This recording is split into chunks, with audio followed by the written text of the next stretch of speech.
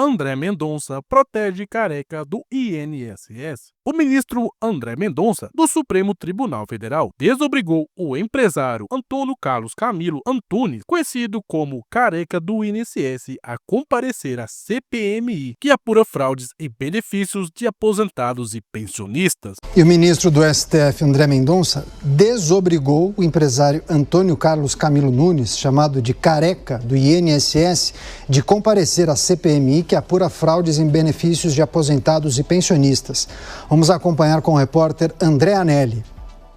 A CPMI do INSS informou que vai ingressar com um mandado de segurança no Supremo Tribunal Federal para garantir os depoimentos dos empresários Antônio Carlos Camilo Antunes, o careca do INSS, e de Maurício Camissotti.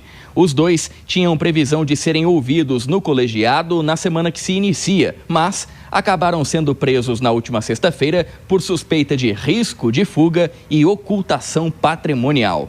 As prisões foram decretadas pelo ministro André Mendonça a pedido do relator da CPMI, deputado federal Alfredo Gaspar. Apesar do alinhamento entre o colegiado e a decisão judicial, houve divergência quanto à necessidade de os dois serem obrigados a prestar depoimento aos parlamentares. Relator do caso na Suprema Corte, o ministro André Mendonça decidiu que a presença dos empresários era opcional e não obrigatória.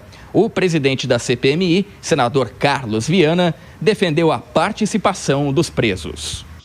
Nós entendemos que é fundamental a presença dos dois indiciados, dos dois investigados, porque já estavam comprometidos a comparecer e eles, diante dos parlamentares, podem, inclusive, nos ajudar a esclarecer com muita rapidez tudo o que aconteceu.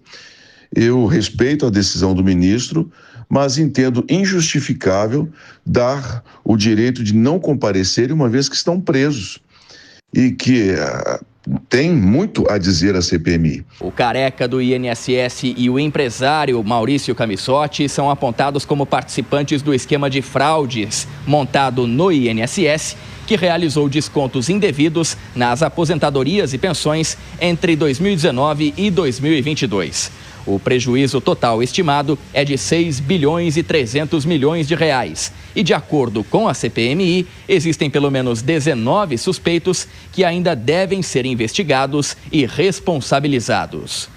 Pois é, pessoal. Quando eu vi essa notícia, sinceramente, eu achei que era mentira, que era uma provável fake news. Quer dizer, então, que um dos defensores da democracia e paladinos da verdade não quer saber quem são os verdadeiros cabeças por trás do rombo do INSS? Pois é, vale a pena lembrar que o próprio André Mendonça autorizou a prisão do careca do INSS, mas agora ele desobriga um dos principais acusados a comparecer na CPMI. Muito estranho, não é mesmo? O cara é acusado de um dos maiores esquemas de fraudes do país e agora ele tem a opção, amparada pelo STF, de não depor na CPMI, que investiga justamente isso para não gerar provas contra ele mesmo. Vale a pena lembrar que ele poderia comparecer à CPMI, mas poderia também reservar o direito de ficar em silêncio. Só que, por incrível que pareça, ele queria ir e ainda disse que iria responder todas as perguntas dos deputados. Mas depois dessa decisão do Mendonça, ele simplesmente resolveu que não iria mais. Sabe a impressão que fica de tudo isso? É que tem alguém que está com medo do careca do INSS falar o nome de alguém muito importante, que poderia ser o verdadeiro cabeça de todo o esquema. Apesar que eu penso que se ele fosse revelar uma informação tão importante assim, ele iria fazer isso em uma delação premiada.